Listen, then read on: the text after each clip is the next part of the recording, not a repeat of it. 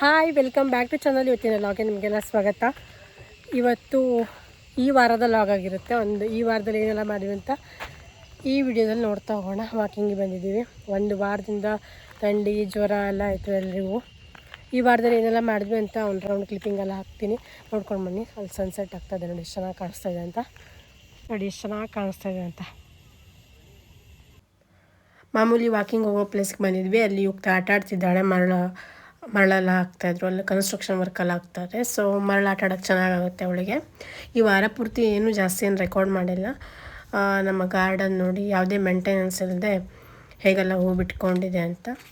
ಇನ್ನೂ ಕೂಡ ಕಟ್ಟಿಂಗ್ ಎಲ್ಲ ಮಾಡಬೇಕು. ಮಳೆ ಕೂಡ ಬೀಳ್ತಾ ಇಲ್ಲ, ಸೊ ಏನೂ ಕಟ್ ಮಾಡಿಲ್ಲ. ಸಡನ್ನಾಗಿ 4 ದಿನ ಮಳೆ ಸ್ಟಾರ್ಟಾಗಿ ಆಮೇಲೆ ಬಂದೇ ಆಗೋಯಿತು. ಇವಾಗ ಜೂನ್ ತಿಂಗಳಂತನೂ ಅನ್ಸೋದಿಲ್ಲ, ಅಷ್ಟು ಬಿಸಿಲೆಲ್ಲ ಬಿಡ್ತಾಯಿದೆ. ಇದೆಲ್ಲವೂ ಕೂಡ ಲೋಕಲ್ ಗುಲಾಬಿ ದಾಸವಾಳ ಹೂಗಳು ನೋಡಿ. ಇದಕ್ಕೇನು ಜಾಸ್ತಿ ಮೇಂಟೆನೆನ್ಸ್ ಬೇಕಾಗೋದಿಲ್ಲ. ಎಷ್ಟೊಂದೆಲ್ಲ ಹೂ ಬಿಟ್ಕೊಂಡಿದೆ. ಮಲ್ಲಿಗೆ ಹೂ ಕೂಡ ಬಿಟ್ಕೊಂಡಿತ್ತು. ಸೊ ವಿಡಿಯೋ ಮಾಡ್ತಾಯಿದ್ದೀನಿ.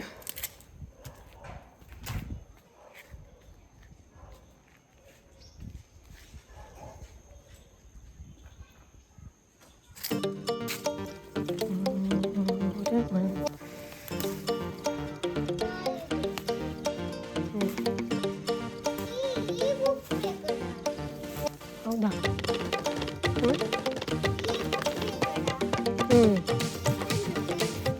ಡ್ರಾಯಿಂಗ್ ಬಿಡಿಸಲ್ಲ, ಡ್ರಾಯಿಂಗ್ ಬಿಡಿಸಲ್ಬೇಕಡ, ಡ್ರಾಯಿಂಗ್ ಬಿಡಿಸಲ್ಬೇಕಡ.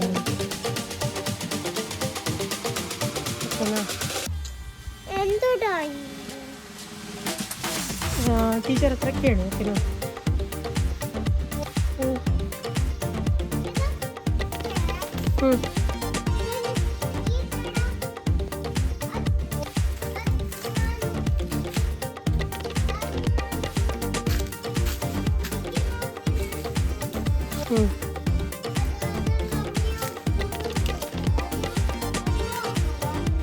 ಹೌದು.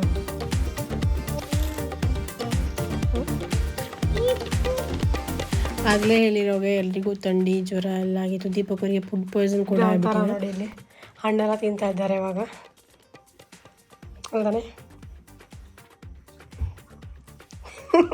ಗೇಟ್ ಓಪನ್ ಮತ್ತೆ 2 ದಿವಸ ಮಲ್ಕೊಂಡೇ ಇದ್ದ ಇರೋರು ಅಂತ. 2 days and 2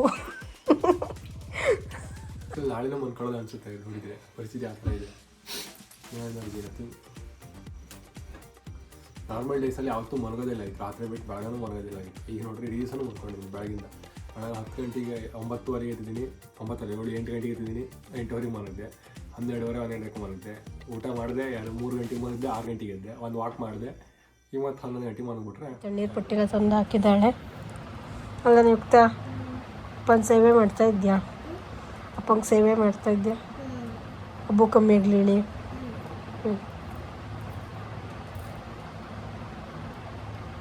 ಅದಂತ ಹೇಳು,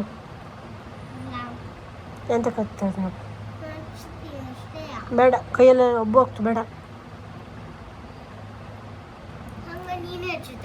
ದೀಪಕ್ ಅವರಿಗೆ ತುಂಬಾ ಥಂಡಿ ಜ್ವರ ಫುಡ್ ಪಾಯ್ಸನ್ ಎಲ್ಲ ಒಟ್ಟೊಟ್ಟಿಗೆ ಆಗಿಬಿಟ್ಟು ತುಂಬಾ ವೀಕ್ನೆಸ್ ಎಲ್ಲ ಆಗಿಬಿಟ್ಟಿತ್ತು. ಸೊ 1-2-3 ದಿನ ಫುಲ್ ರೆಸ್ಟಲ್ಲಿದ್ದರು, ಬೆಡ್ ರೆಸ್ಟೆಲ್ಲ ಇದ್ದರು.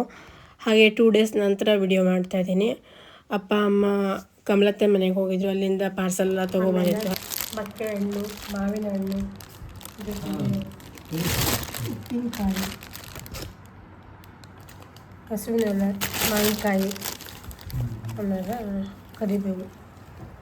ಯುಕ್ತ ಅಂತ ತಗೊಳ್ಳ ನೀನು ಅಡುಗೆ ಯುಕ್ತ ಅದೇ ಹೋಮ್ವರ್ಕ್ ಮಾಡೋದಿಲ್ಲ ಅಂತ ಇಲ್ಲ.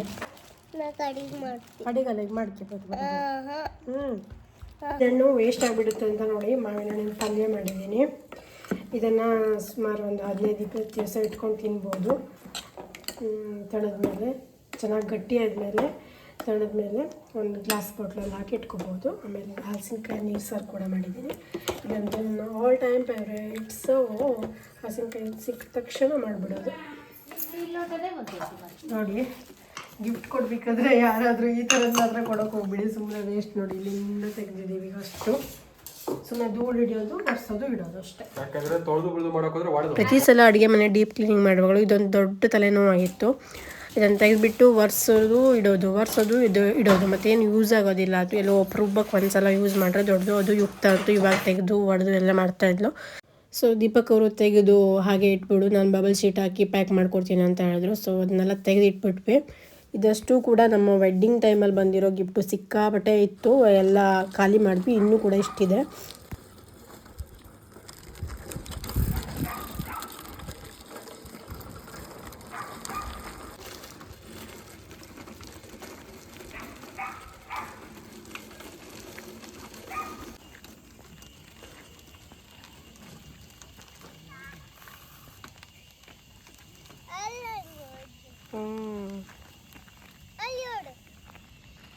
ಅಲ್ಲೆಲ್ಲ ಹೋಗ್ಬಿಟ್ನವ.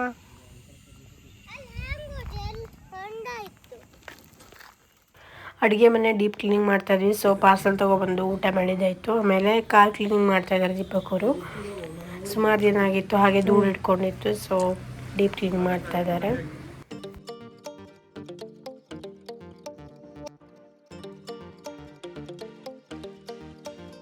ಹಾಗೆ ಸಂಜೆ ಟೈಮಲ್ಲಿ ಪೇಟೆ ಕಡೆ ಹೊರಟ್ವಿ. ಯುಕ್ತಳಿಗೆ ಇಯರಿಂಗ್ಸ್ ಸ್ವಲ್ಪ ಚೇಂಜ್ ಮಾಡೋದಿತ್ತು. ಅವಳು ಇಯರಿಂಗ್ ಎಲ್ಲ ಕೊಳೆ ಕಟ್ಟಾಗಿ ಒಂದು 2-3 ಸಲ ಬಿಟ್ಟು. ಸೊ ಇವಾಗ ಬೇರೆ ತಗೊಂಡು ಬರೋಣ ಅಂತ ಹೋಗ್ತಾ ಇದ್ದೀವಿ. ಹಾಗೆ ಆನ್ ದ ವೇ ಲಿಂಬು ಸೋಡಾ ಕುಡಿಯೋಕೆ ಬಂದಿದ್ದೀವಿ. ಇಲ್ಲಿ ಲಿಂಬು ಸೋಡಾ ಕುಡಿಯೋಣ ಅಂತ ಇತ್ತು. ಲಿಂಬು ಸೋಡಾ ಬೇಕಾದ್ರೆ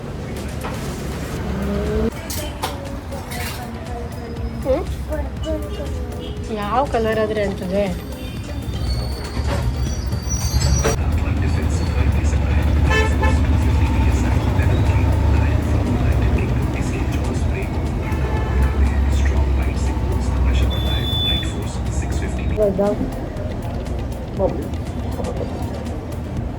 ಆಮೇಲೆ ಇಯರಿಂಗ್ಗೆ ಕೊಳೆ ಎಲ್ಲ ಹಾಕ್ಕೊಂಡು ಬಂದ್ವಿ. ಇಷ್ಟೇ ಆಗಿತ್ತು ಇವತ್ತಿನ ಲಾಗು. ನಿಮಗೆಲ್ಲ ಇವತ್ತಿನ ಈ ಲಾಗ್ ಇಷ್ಟ ಲೈಕ್ ಮಾಡಿ, ಶೇರ್ ಮಾಡಿ, ಸಬ್ಸ್ಕ್ರೈಬ್ ಮಾಡಿ. Thank you for watching. Bye bye.